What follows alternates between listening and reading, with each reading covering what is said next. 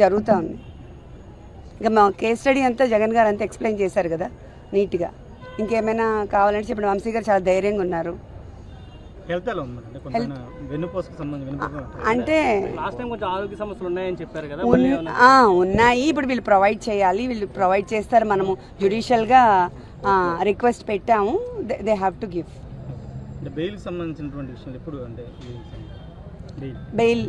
బెయిల్కి మనం రిక్వెస్ట్ పెట్టాము. అదేంటి లాయర్ గారు చెప్తారు, మీరు చెప్పండి.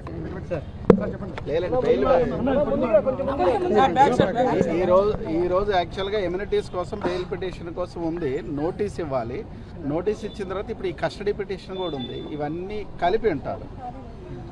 It will take little time, ఒక 3-4 days పడుతుంది.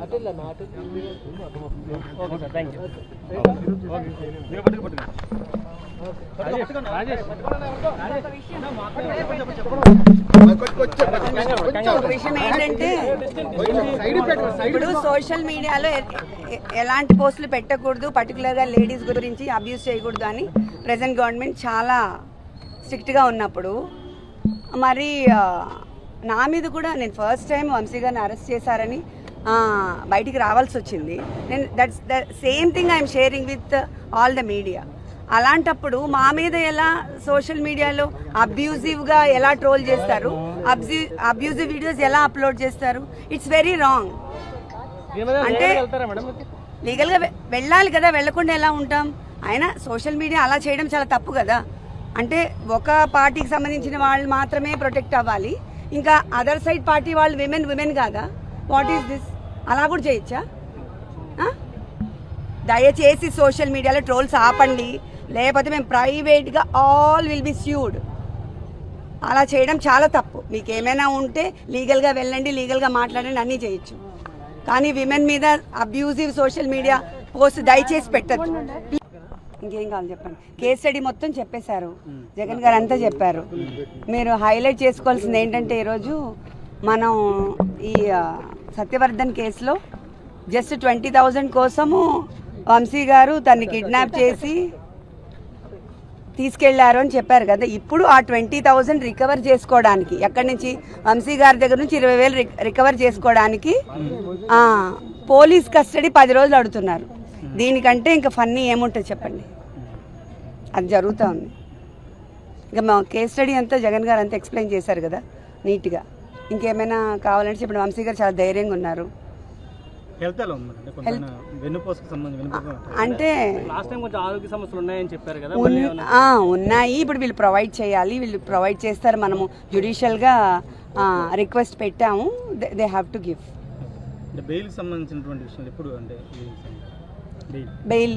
బెయిల్కి మనం రిక్వెస్ట్ పెట్టాము. అదేంటి లాయర్ గారు చెప్తారు, మీరు చెప్పండి.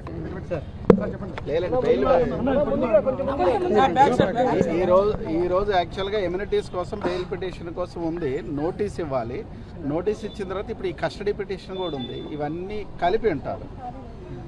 It will take little time, ఒక 3-4 days పడుతుంది.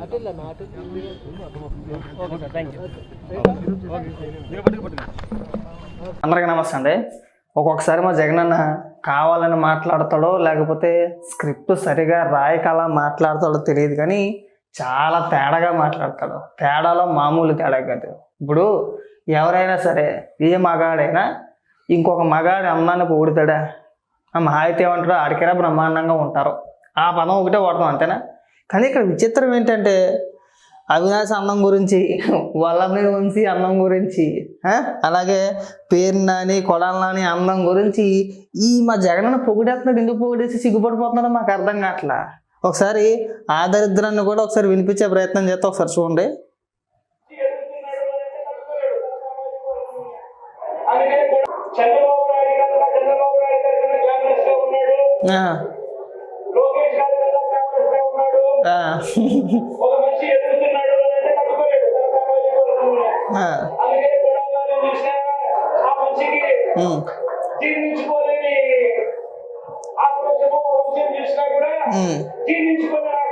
మధ్యలో గ్లామర్ ఎందుకు వచ్చింది నాకు అర్థం కాల. ఇవ్వండి, ఎవడైనా అందంగా కనబడితే మనకు అసూయ కలుగుద్దా? సరే, ఇప్పుడు అలాగే అనుకుందాం. గతంలో నువ్వు చంద్రబాబు నాయుడు గారిని అరెస్ట్ చేసావు కదా, అంటే చంద్రబాబు నాయుడు గారు నీకంటే అందంగా ఉంటారని చెప్పేసి అసూయపడి అరెస్ట్ చేసావా? చంద్రబాబు నాయుడు గారిని అరెస్ట్ చేసేవు, తర్వాత కొల్లి రవీంద్ర గారిని, చింతమనేని ప్రభాకర్ గారిని, అలాగే అచ్చెన్నాయుడు గారిని, వీళ్ళంతా నీకంటే బాగుంటారని చెప్పేసి అని వాళ్ళ అన్నాన్ని చూడలేక అసూయపడి అరెస్ట్ చేసావా? ఏమన్నా మైండ్ ఉండి ఏమన్నా మాట్లాడుతున్నావా? ఎందుకు తేడా మాటలని అడుగుతున్నా నేను. అందం ఎందుకు వచ్చింది అక్కడ? అవినాష్ అందాన్ని చూసి నువ్వెందుకు మురిసిపోతున్నావు? వల్లభనేని వంశీ అందాన్ని చూసి నువ్వెందుకు మురిసిపోతున్నావు? ఇక్కడ అందం ప్రోత్సాహం దేనికి వచ్చింది? అందంతో పనే ఉందా నీ తేడా మాటలు కాకపోతే? ఇప్పుడు వల్లభనేని వంశీ అందంగా ఉన్నాడు, దేవినేని అవినాష్ అందంగా ఉన్నాడు అని చెప్పి ఇక్కడ చెప్తున్నావా? చాలా విచిత్రంగా మాట్లాడతావన్నా. మరి మందులు వాడకలా మాట్లాడతావా, లేదంటే నీకు ఇచ్చే స్క్రిప్ట్ అలాగిస్తారో మాకు అర్థం కాదు. కానీ ఇక్కడ అందం ప్రస్తావన ఎందుకు వచ్చింది చెప్పు.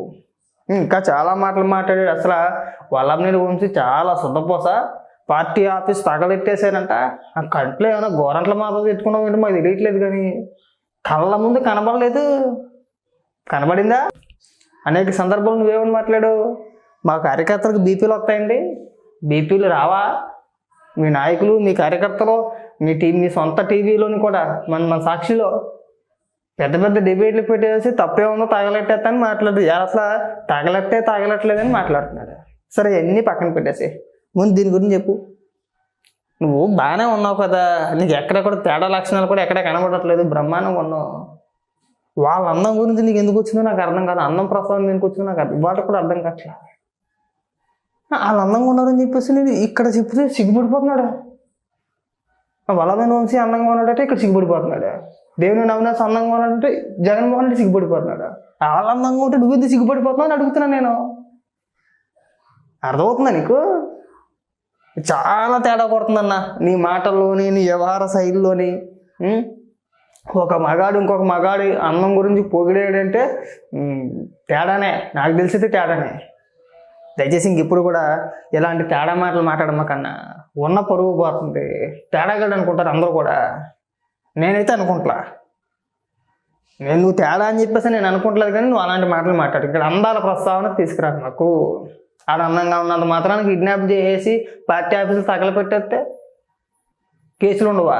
చర్యలు తీసుకోరా? అంటే చంద్రబాబు నాయుడు గారికి అందంగా ఉంటే నచ్చరంట, నీకు అందంగా ఉంటే నచ్చుతారా? నీకు అందంగా ఉంటే నచ్చుతారా? ఎందుకు వచ్చిన పనికి మాల డైలాగులు ఇవన్నీ కూడా. ఇంకా చెప్పుకోతారు చూడండి ఒకసారి. ఇదిగో ఇప్పుడు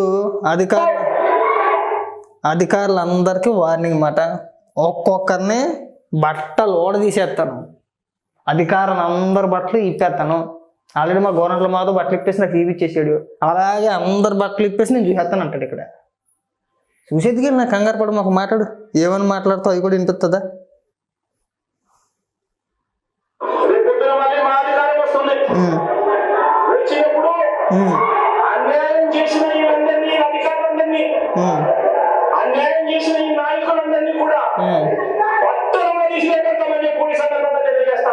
బట్టలు చేసి ఏం చేస్తావు?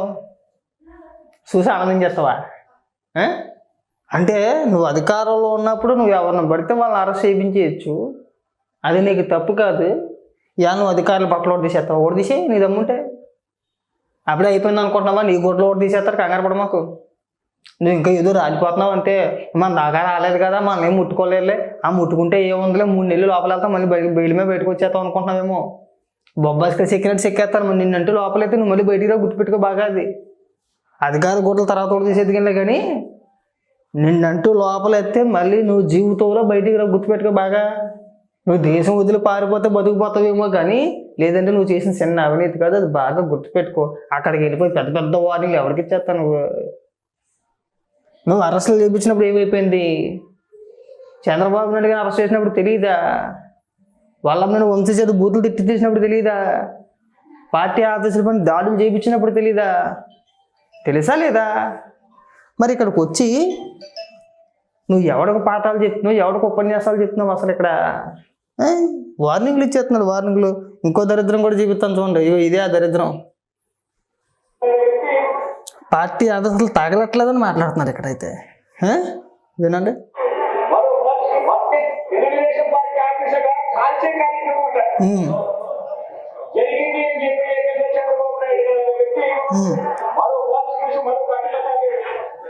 అది ఫాల్స్ కేసా?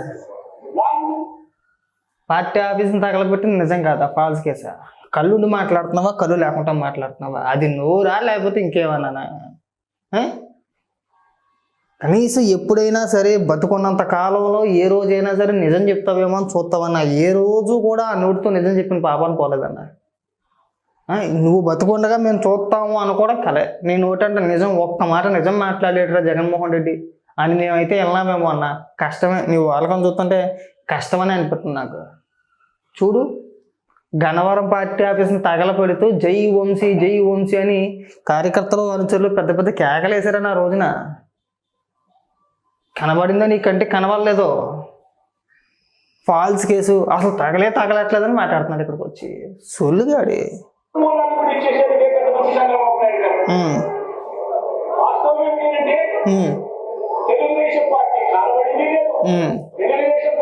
చూసారా, తెలుగుదేశం పార్టీ కాలబడిందే లేదంటున్నాడు. నీ అంత లేకి మనస్తత్వం ఇంకెంతకన్నా దిగజారి నేను మాట్లాడగలను, కానీ ఈ భూ ప్రపంచంలో ఇంకొకరికి ఉండదన్నా. అంత లేఖితనంగా మాట్లాడుతున్నావు. ఒక అడుగు ముందుకేసి నీ అంత లేఖిగాడు ఇంకెవడు ఉండడు అనాలనిపిస్తుంది నాకైతే కనుక. అమనాభూతులు తిట్టించేసి, ఇంట్లో ఆడవాళ్ళని తిట్టించేసి, ఇంట్లో ఆడవాళ్ళకి అక్రమ సంబంధాలు అంటకట్టించేసి, దగ్గరుండి మాట్లాడిపించింది కాకుండా సిగ్గు లేకుండా వాళ్ళు వచ్చి మద్దతుగా మాట్లాడుతున్నావా? సుతపోస వాళ్ళ మీద వంశీ అన్నం చూసి చంద్రబాబు నాయుడు గారు కుళ్ళుకుంటున్నారా? వాళ్ళ మీద అన్నం చూసి నువ్వు మురిసిపోతున్నావా? అన్నాల గురించి ప్రస్తావించి సో సిగ్గుపడిపోతున్నాడు. అమ్మ జీవితం ఇది ఎక్కడ దిక్కుమలుతానో మాకు అర్థం కావట్లా. తేడాగడి మాట్లాడుతుంది ఎందుకన్నా? ఇక్కడ అందాలతో పని ఏమన్నా అడుగుతున్నా. అంతకంతా అందంగా ఉన్న వాళ్ళు ఉన్నారు లేరా లోకంలోని? ఇంకెవరో లేరా? అంతకంటే అందంగా ఉన్న వాళ్ళు కనబడితే నిజంగా సులువుగా వచ్చేసుకుంటావు కదా నువ్వు. నాకు తెలిసి కట్ చేసుకుంటావు. ఇక్కడ పక్కన దేవుని అవినాష్ని, కొడాలని, పేరునని వీళ్ళ ముగ్గురే నీ కంటికి అద్భుతమైన అందంగా కనబడుతున్నారంటే వాళ్ళకంటే అందంగా ఉన్న వ్యక్తులు కనబడతాయి. నిజంగా నువ్వు నిజంగా సులువుగా వచ్చేసుకుంటావు అన్న. కార్ చేసుకుంటాడు అలా కారిపోతూ ఉంటుంది. అవి వీళ్ళు ఎంత అందంగా ఉన్నారో అని కార్ చేసుకుంటావు కదా. ఇలాంటి లేకి మాటలు మాట్లాడి మాకు సిగ్గు కూడానా? నువ్వు ఒక మాజీ ముఖ్యమంత్రివి, నీకు అదని తెలుస్తుందో తెలియట్లేదు, నాకు తెలియట్లేదు, కానీ నువ్వు ఒక మాజీ ముఖ్యమంత్రివి. ఆంధ్ర రాష్ట్రాన్ని 5 ఏళ్ళు పరిపాలించావన్నా నువ్వు. నువ్వు వచ్చి అన్నం గురించి మాట్లాడుతున్నావు. ఒక మొగోడు ఇంకో మొగోడు అన్నం గురించి మాట్లాడుతున్నాడండి. పైగా మాట్లాడుతూ సిగ్గుపడిపోవడం. ఆ మొక్కలో మళ్ళీ ముసి నవ్వులు. అవినాష్ అన్నం గురించి, వల్లభనేని వంశీ అన్నం గురించి, కొడాలని అన్నం గురించి జగన్మోహన్ రెడ్డి మాట్లాడుతూ మొక్కలో మళ్ళీ ముసి నవ్వులు. ఎందుకు అంత తేడాగా ప్రవర్తించి అంత సిగ్గుపడిపోతున్న అవసరం ఉంది ఇక్కడ? అందరూ మళ్ళాగా ఆడు నాకన్నా అందంగా ఉన్నాడు, ఆడు బయట తిరగకూడదు అనుకోరన్నా. నాకు తెలిసిన ఈ ఆహార శైలి చూస్తుంటే గతంలో నువ్వు అరెస్ట్ చేసినప్పుడు కూడా చంద్రబాబు నాయుడు గారిని అరెస్ట్ చేసినా, తెలుగుదేశం నాయకుల్ని కార్యకర్తలను అరెస్ట్ చేసినా నీకంటే అందంగా ఉన్నారని చెప్పేసి కసుతో అరెస్ట్ చేసావా? లేదు కదా. ఒకవేళ ఇది నిజమైతే కనుక అది నిజమే అవుతుంది. ఒకవేళ అది నిజమైతే కనుక నేను తేడాగా చూస్తారన్నా. అది బాగా గుర్తుపెట్టుకో. దయచేసి ఇలాంటి అందం గురించి, అందం ప్రస్తావన తీసుకొచ్చి ఏది పడితే అది మాట్లాడద్దు. ఇక్కడితో కట్టిపెట్టేస్తే బాగుంటుంది.